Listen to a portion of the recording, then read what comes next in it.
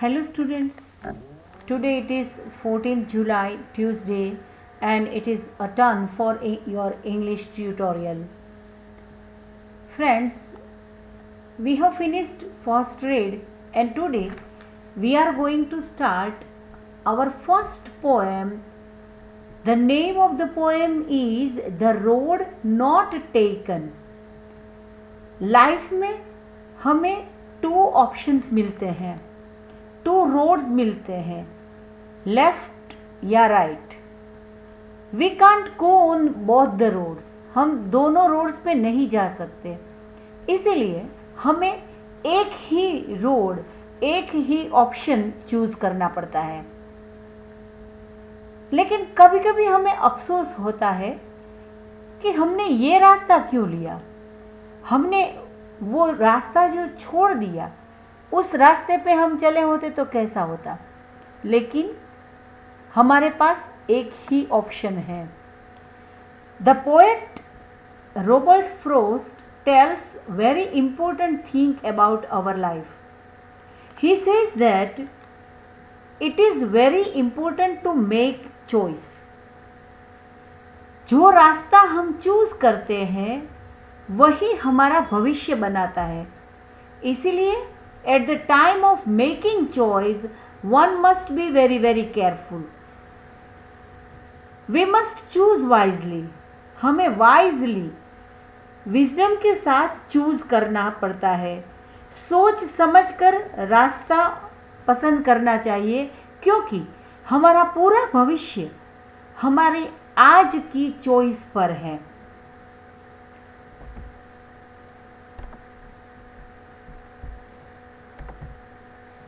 The Road Not Taken.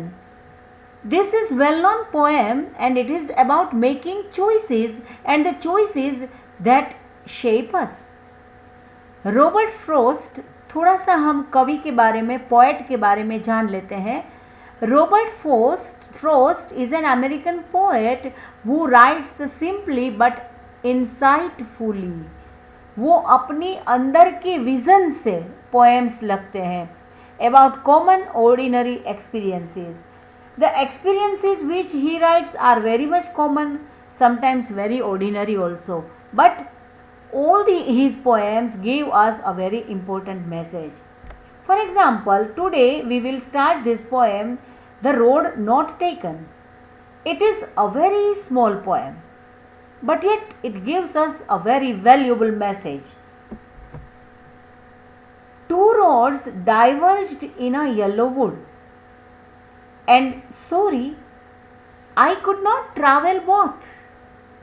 And be one traveler, long I stood and looked down one as far as I could, to where it bent in the undergrowth. Yellow woods. Two roads diverged in a yellow woods. एक yellow would था, एक forest था. Yellow woods ये forest के लिए use किया गया word है. There were two roads and they were diverged. Diverge it means अलग हो रहे थे दोनों roads, and it was a yellow wood. I was very sorry that I could not travel both. मैं बोथ द रोड्स पर travel तो नहीं कर सकता, कोई एक ही रास्ता मुझे चूज करना पड़ेगा. And be one traveller, long I stood. मैं लॉन्ग टाइम तक वहां पे खड़ा रहा. And looked down one as far as I could, to where it bent in the undergrowth. Undergrowth इसका मीनिंग यहाँ पे ग्लोसरी में आपको दिया गया है. Undergrowth, it means dense growth of plants and bushes. It was a dense forest. Diverged का मतलब भी यहाँ पे आपको दिया गया है, separated. ये आपको अपनी बुक में लिखना है और याद भी रखना है. फिर से हम अपनी पोएम में चले जाते हैं. Two roads diverged in a yellow wood, and sorry I could not travel both. and be one traveler. Long I stood and looked down one as far as I could. दूर तक मैंने अपनी दृष्टि, अपनी विजन को देखने की कोशिश की. To where it bent in undergrowth. Dense forest में ये रास्ता डिसअपियर हो जाता है, तब तक मैंने देखा. Then I took another. फिर मैंने दूसरा वाला रास्ता लिया. Just as fair and having perhaps the better claim. और मुझे ऐसा लगा कि ये एक बेटर क्लेम होगा, ये बेटर पहले वाले से अच्छा रास्ता होगा, ये मेरे लिए बेटर ऑप्शन होगा.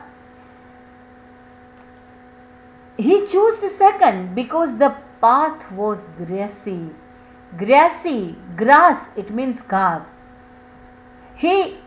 It was better for him because it was grassy and wanted wear.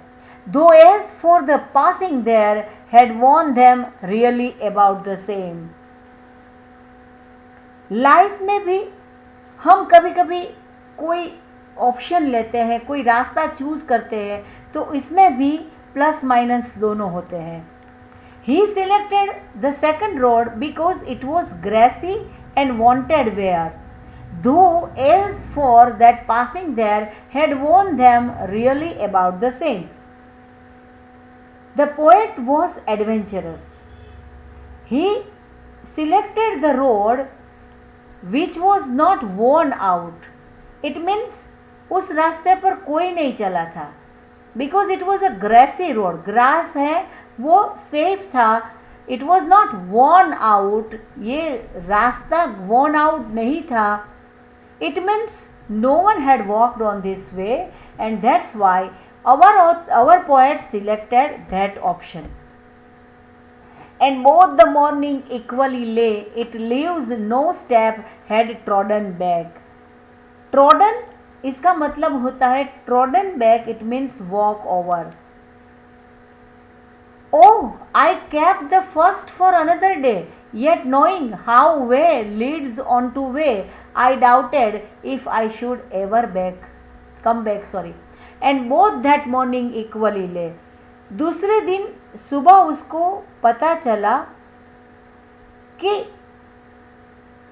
जिस रास्ते पे उसने कदम रखे थे, जो रास्ता उसने सिलेक्ट किया था, there was not any chance of coming back.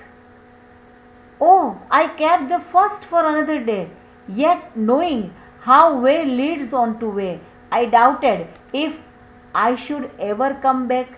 मैं कभी पीछे वापस आ सकूँगा कि नहीं, इसके बारे में उसे पता नहीं था. लाइफ का जो रास्ता हम चूज करते हैं उसमें बेनिफिट्स भी होते हैं और प्रॉब्लम्स भी होते हैं. We have selected better option, yet poet के पास 2 ऑप्शंस थे. पोएट ने बेटर ऑप्शन, बेटर रास्ता, बेटर रोड सिलेक्ट किया, फिर भी challenges were there on that road also. Though he had selected better one, there were challenges. I shall be telling this with a sigh. Somewhere ages and ages hence, 2 roads diverge in a wood, and I took the one less travelled by, and that has made all the difference. Then he took a deep sigh. To take a sigh, it means to take deep breath. Ages, it means in future. But I have faced so many trouble on the road I walked, but in future I will be happy to think that once upon a time I had selected a road, on that road no one had walked.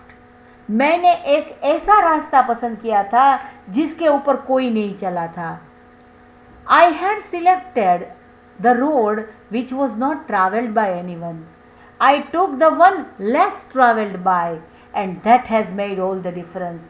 और इससे जो मेरी life में difference आया है, मैंने जो challenge accept की थी और इसीलिए चैलेंज एक्सेप्टेंस के बाद जो मेरी लाइफ में चेंजेस आए, now I can say that yes, I had selected the road which was less travelled by.